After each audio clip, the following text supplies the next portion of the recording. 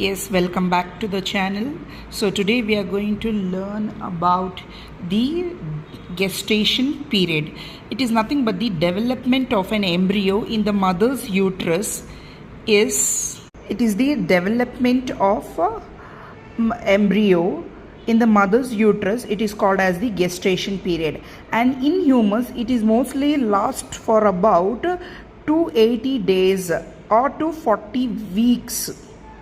At the end of this period, the fetus is ready for the, and these stages are: once the egg is released from the ovary, the fallopian tube is where the fertilization takes place, where exactly the deposition of sperm into the female reproductive system during the sexual act, mostly the fertilization process.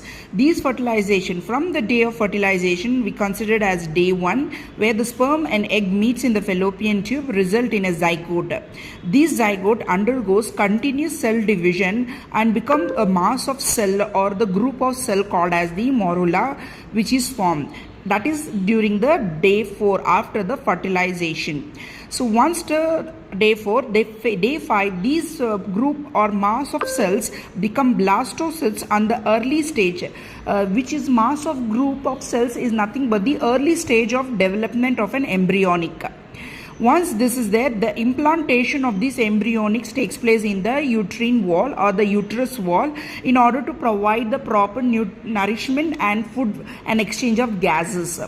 And the attachment is being formed with the help of a tissue called as the placenta, which provide nourishment for the further. Now, in the 4th week, a pea-sized embryo is formed, that is after the 1 month. 4 weeks is equals to 1 month.